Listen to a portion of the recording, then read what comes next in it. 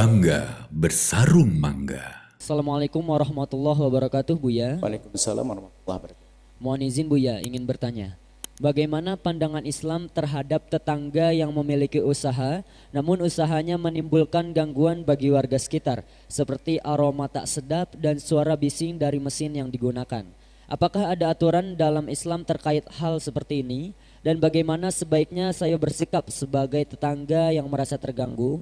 Mohon nasihat dan penjelasannya Buya. Jazakumullah khairan katsiran. Terima kasih. Wassalamualaikum warahmatullahi wabarakatuh. Assalamualaikum warahmatullahi wabarakatuh. Ada adab tata krama bertetangga. Begitu pentingnya bertetangga sampai Nabi pernah menyebutkan, pernah malaikat Jibril itu yusini bil jiran.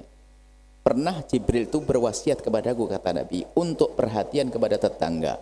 Sampai aku kira kalau antara tetangga dan tetangga itu saling mewarisi. Begitu seringnya pesan Jibril untuk berbuat baik kepada tetangga. Bahkan dalam riwayat banyak, man kana yu'minu billahi wal yaumil akhir falyukrim jarah. Barang siapa beriman kepada Allah dan hari akhir, hendaknya bisa muliakan tetangganya. Tetangga.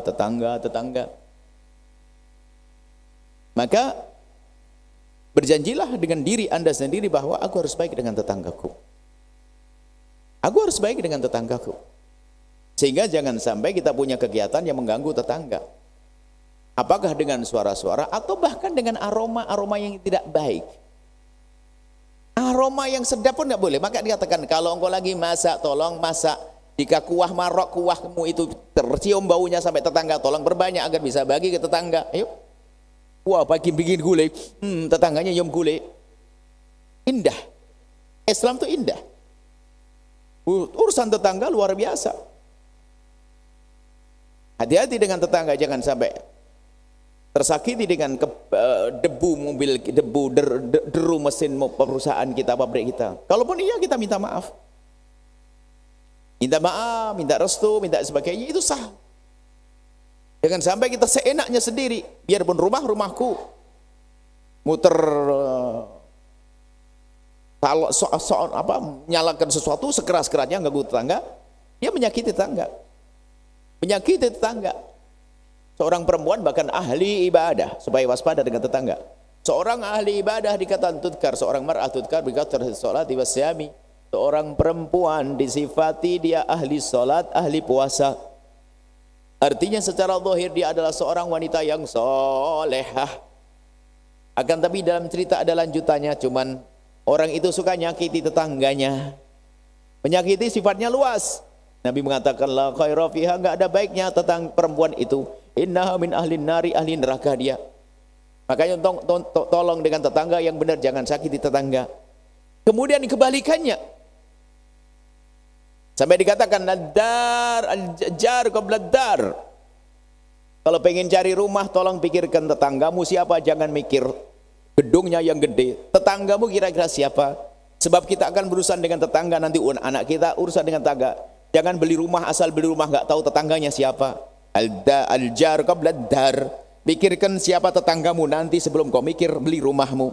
Kalau pengen beli rumah, jangan langsung lihat yang penting brosur bagus sesuai uangnya. Tidak. Siapa tetanggaku? Kalau Anda ikut petunjuk Nabi, kira-kira apa yang terjadi? Enak. Pasti enak. Kenapa? Anak Anda akan keluar ketemu tetangga yang baik.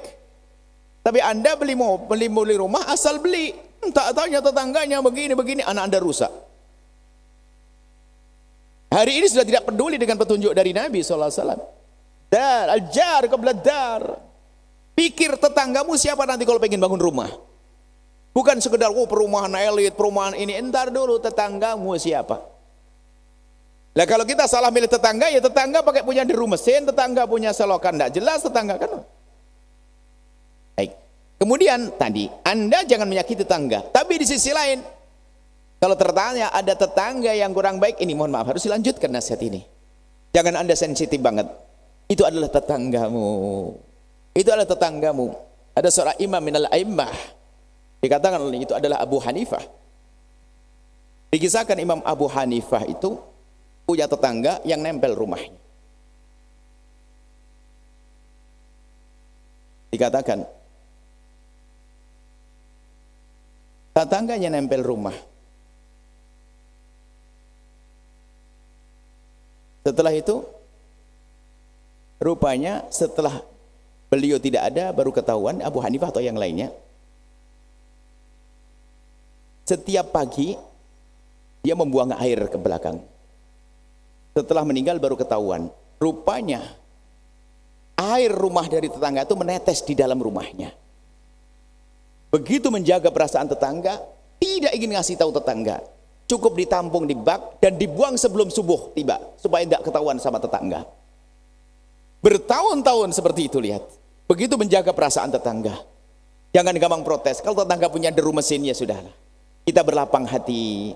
Semoga menjadi irama yang indah di telinga kita.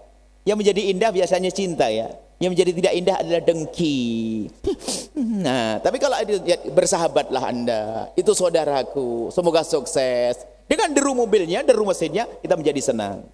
Tapi kalau sudah ngiri, kadang ekonomi kita nyungsep, dia sudah mulai provokasi tetangga. Hati-hati. Itu tetap tetanggamu. Dengan segala kekurangannya tentunya. Anda sudah memilih rumah di situ kok. Ini adalah akhlak sempurna.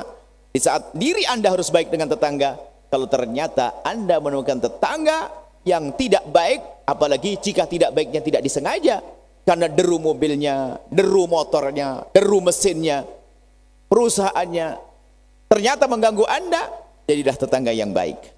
Ya Imam Abu Hanifah. Jadilah tetangga yang baik. Yaitu apa? Dengan kesabaran.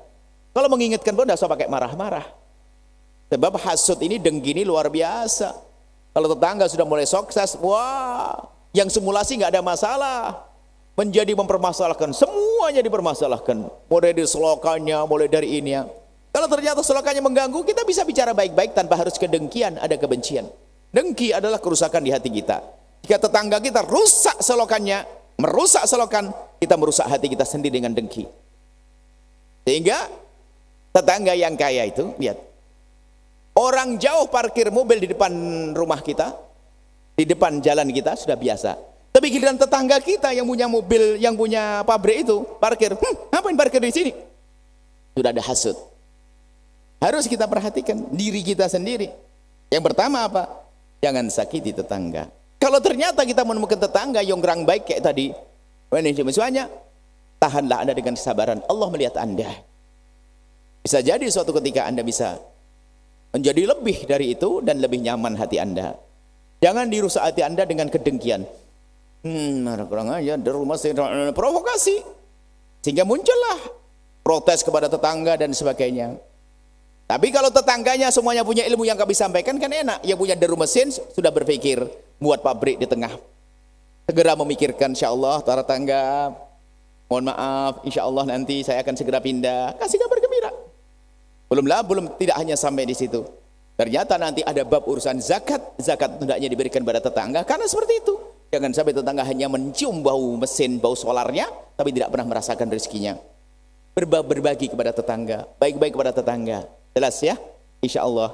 Di saat Anda dengan tetangga, pastikan Anda tidak mengganggu. Di saat Anda diganggu tetangga, berusahalah Anda untuk tidak terganggu. Itulah orang yang punya iman. Man kana yu'minu billahi wal yawmil akhir falyukrim jarah. Bagaimana saya menghormati tanggaku? Aku menghormati tanggaku dengan cara aku tidak mengganggunya. Aku menghormati tanggaku dengan cara di saat dia terasa menggangguku, aku dengan ketabahanku karena aku menghormati dia. Indah pendidikan dari baginda Nabi Muhammad sallallahu alaihi wasallam. Wallahu a'lam bissawab.